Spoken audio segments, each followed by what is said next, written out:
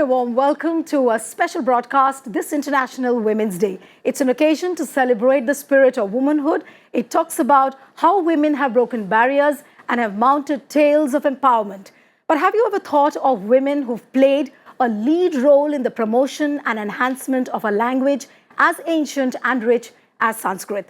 Women have been seen as the sole custodians of Sanskrit. How is this language, which is also known as the mother of all languages, being embraced by the modern Indian woman? And how can Sanskrit remain relevant in the lives of women in the modern era? Joining me now, a brilliant set of women who are the torchbearers in the enhancement of Sanskrit. Let me introduce you to them one by one. We have Keren Porat Snapir from Israel.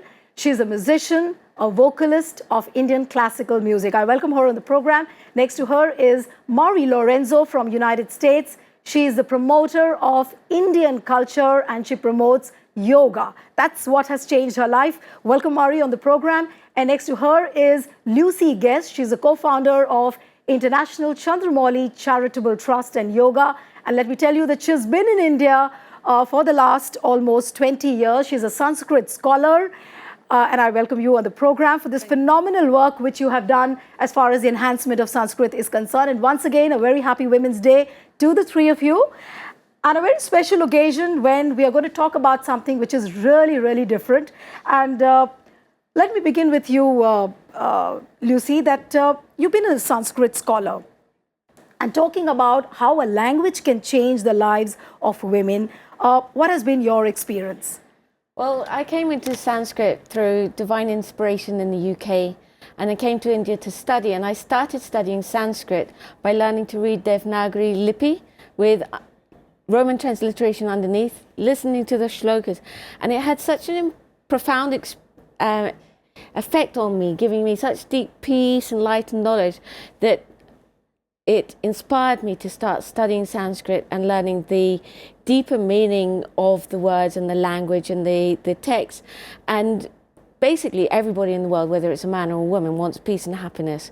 And so everybody deserves that. You never got attracted to any other language like English or maybe some other foreign language, but it was Sanskrit which attracted you. Yeah, completely. And that's what brought you to India. Yeah. Oh, great. Okay.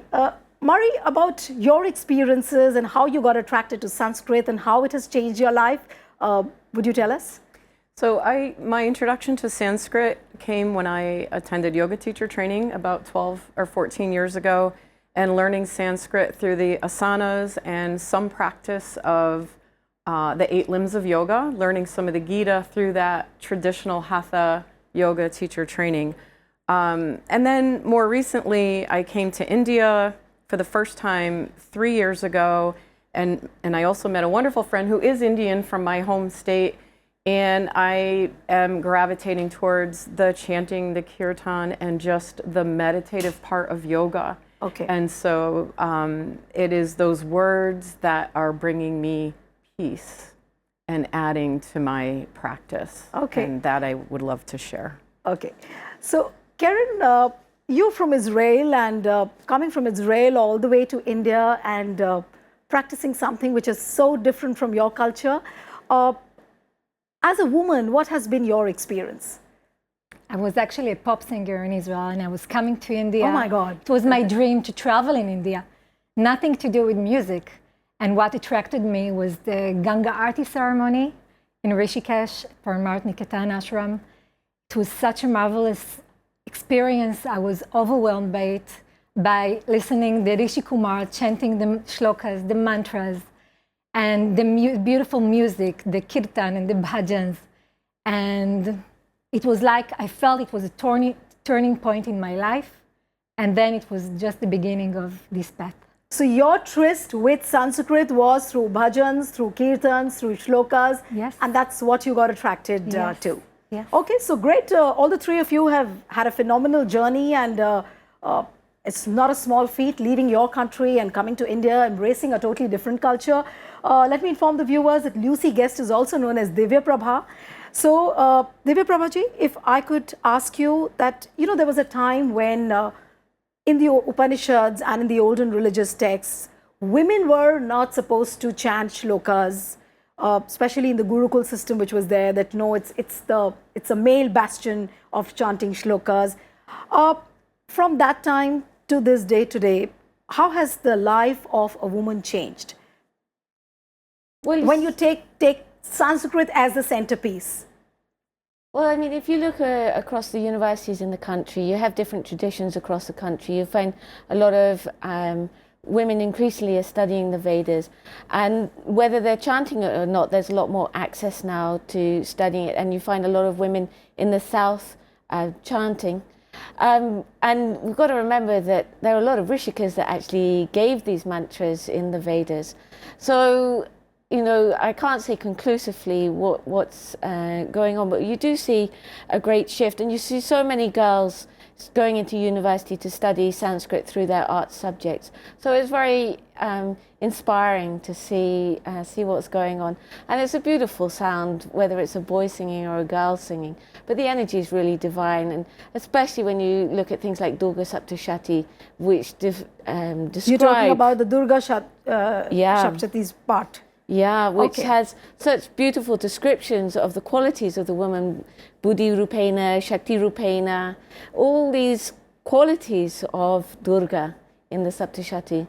So very, very powerful things, and if a girl's singing, it's even more beautiful. Now, since you've spoken about the women's empowerment and the tales of women's power through the Durga Saptashati part, I'm sure viewers would like to listen to a Sanskrit shloka from you, which appeals to you as a woman, and how you feel about this whole female energy, you know, the way it's spreading its radiance in the world. What is that one shloka which really comes to your mind? Ya Okay. Devi Sarvabhuteshu Shakti Rupena Sanstita Namastasye Namastasye Namastasye Namo Namaha. Lovely, lovely. So, in a sense, on the day of International Women's Day, what would you like to tell the women through this shloka which you have just sung? Ultimately, we have everything within us. We don't have to look anywhere else. There's a mantra in Sanskrit that says, Ashta Chakra Naudwara Devanam Puriyodya, that tells us that the journey is within us through the 8 chakras, that we have 9 gates, 2 eyes, ears, nose, etc. We have to close this, and we have to bring the energy from down to up to know ourselves, and ultimately that's all that life is about. And I guess a woman realizes her power only when she realizes what her worth is, and that's exactly what the message you are giving. Maury, what has been your experience? Now, when we talk about making Sanskrit relevant in the modern times, you've changed the world for yourself through yoga, through meditation. But as a woman, what do you really feel? That what kind of an impact can Sanskrit have on the lives of women?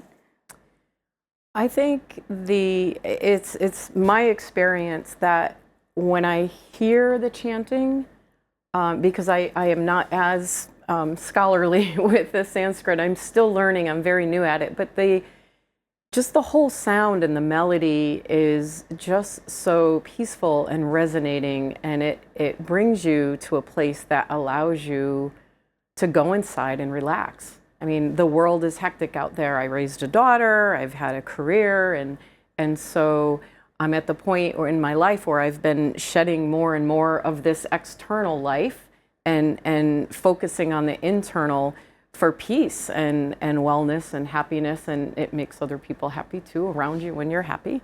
So, so personally, I would say any exercise or experience, for me, it's been the yoga. For me, it's been the music and listening to the chanting or listening to any of these mantras or the singing.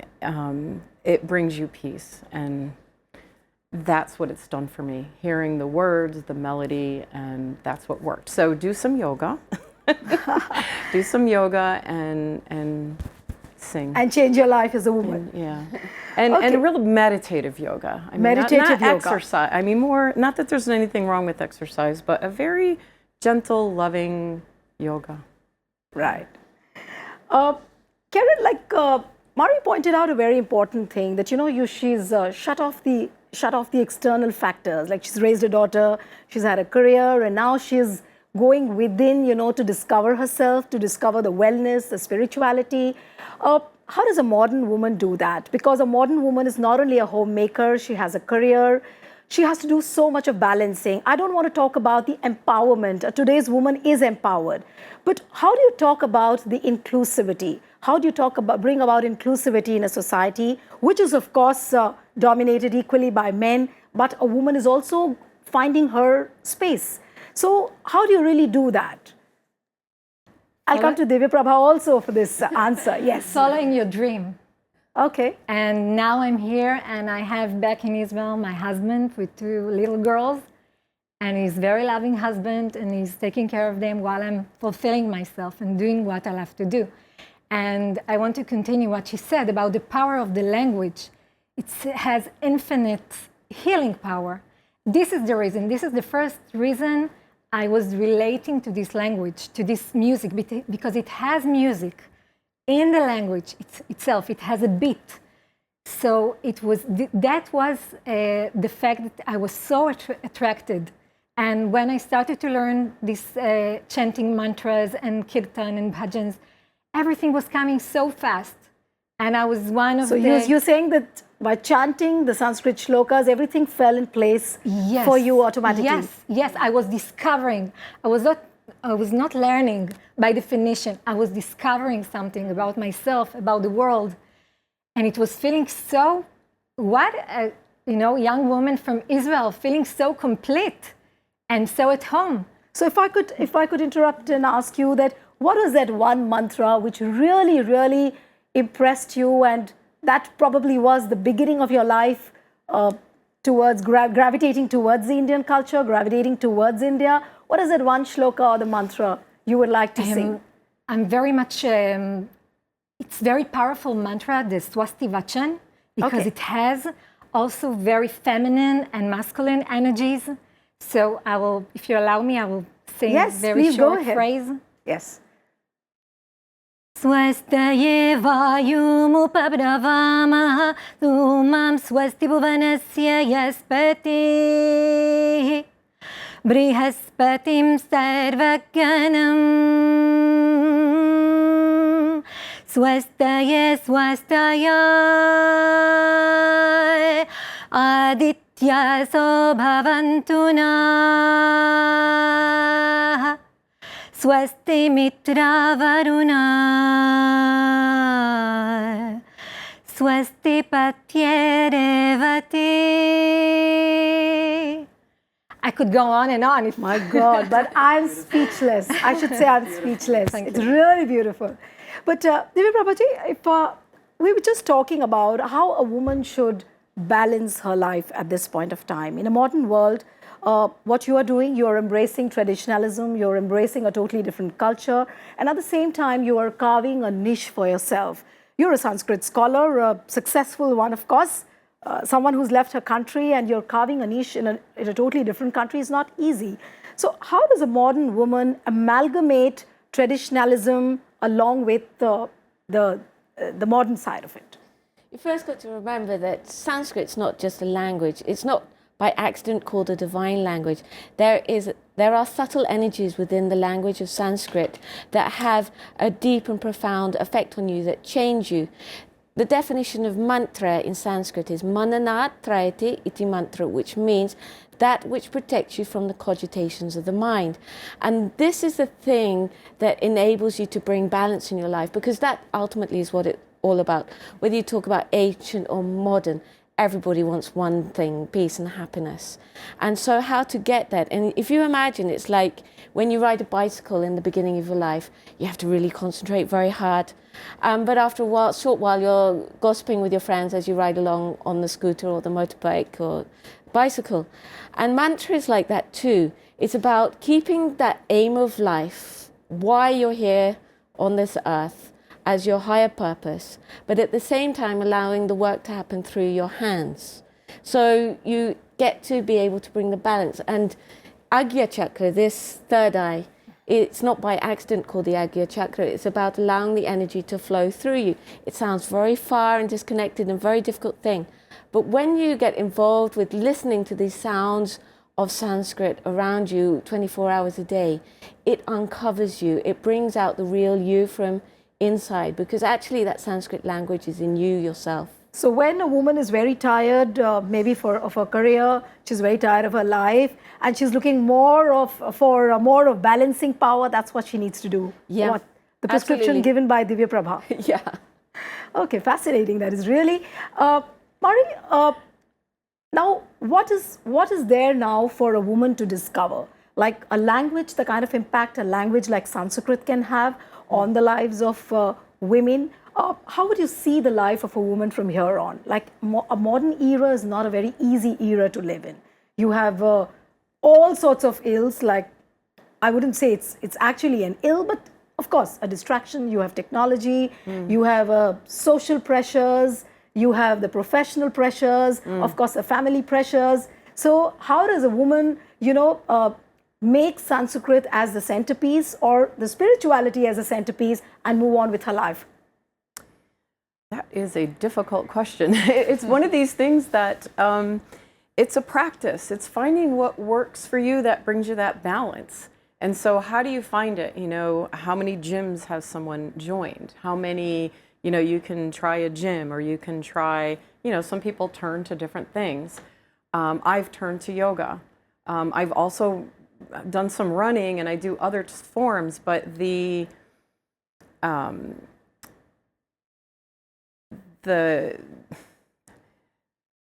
repeat part of the question, that was way a little over my head. What advice can I give? Yes. I would say Divya Prabha is correct in that the words in Sanskrit have deep meaning. I do not know what they are. All I know is how they make me feel and how I get drawn to them. And what attracts you? Like when you hear a Sanskrit shloka or a Sanskrit bhajan or a kirtan, what is that memorable thing for you? Is it the sound? Is it the rhythm? Or is it the feeling within? I think it's the feeling of joy and happiness. And, you're doing it in community, like at home. We do kirtan and it's with other people. We have kirtan potlucks. We get together, we do our yoga. So I would say even listening to music. Sometimes I will put on a YouTube mantra and sing. One time I was singing so loud and then I realized my windows were open. And, and I don't have, my voice is not trained. So it's a little different experience from my standpoint. But what I would share and what I share at home is, work with these ancient practices. Science hasn't caught up to what the ancients know. I don't know this for a fact, but this is what I feel. And I feel that they knew something. And in the ancient culture here, there are things that have happened to me since I've been in India. That's what I can say. I've come to India. Like what? What has been your experience? Okay. The short version, I will say it. A short version is I lent a stranger a car and I ended up in India. Now go figure that out. So, and I won't go into it, but it was a young man who moved into my hometown. He was new, he was Indian. I knew he didn't have family and had a car accident. And I said, I have 2 cars. My daughter's in college, please. And he said, oh, my brother's taking a trip of people to India for a yoga festival. And I'm like, ooh, that sounds wonderful. And here I am. And that's how you landed up in India. That's how I landed here. And this is my 3rd year coming to Parmath, Niketan Ashram up in Rishikesh. And I think what my experience has been, my initial training in yoga was Hatha. And when I went back to the studio that I learned yoga from, they too have lost some of the tradition that I learned. So when I came here, I'm learning even more forms of yoga, more than the asana and more than, some of the yamas. And you're totally at peace with yourself, no regrets in life. I'm getting there. Okay. So I'm almost there, yes. Right. I am very close. I'm working on some healing and some physical healing, but I've been told by Divya Prabha, all you need is Om. And I'm finding that this is true. I mean, I can't meditate. What do I meditate on? All you need is Om. And it works. And I'm getting there. I'm almost ready to design a. I'm already getting tempted to chant Om now. Oh, see? Let's do it. Okay, but And I Om Namah Shivaya. Yes, so I have to now quickly wrap up the show as well. But Keren, what is a message you would like to give the women today on a day like International Women's Day? With so much, when we're talking about so much of spirituality, wellness, and the energy, and of course, looking at the times in which the women are living. What is your message? Maybe through a bhajan or a shloka. I leave it to you how you do it. One sentence before, Yes. be present, be aware of your presence, and use your voice to express yourself with yourself alone and with other people. It's the most powerful tool we have. Okay. If we chant Om or if we chant whatever we sing. Right. And I would like to Yes. express my gratitude and my love to India, to Bharat. So I would want to see, hear the lines which you really want to send as a message to the women today. Be present. Okay. Like, take your place. Okay. You deserve it. Okay. Great. Devi Prabha, you want to, what is your message to the women today? Ultimately, your life is in your own hands. You're responsible for your own life, and your upliftment is your responsibility. So you've got, every breath is precious. Every breath should be used to the best of your ability in every moment, because no amount of money can buy you another single breath. And that would be what I would want to say to women. Just take your life in your hands and take responsibility for it and do the best you can. And in this August company, I must admit very honestly that I'm already getting so much of positive energy. So as the famous Sanskrit shloka says, where women are honored and respected, divinity dwells there, and all actions are fruitless where women are not honored. That's a note to end the program here. A big salute to all these international luminaries who are keeping the Indian culture and tradition, and most importantly, the language of Sanskrit alive, and by their stellar contribution have shown how Sanskrit can change the lives of women. That's a wrap on this special broadcast. Wishing all of you a very happy Women's Day. Goodbye, and thanks to all my guests, and thanks for your time. Thank you.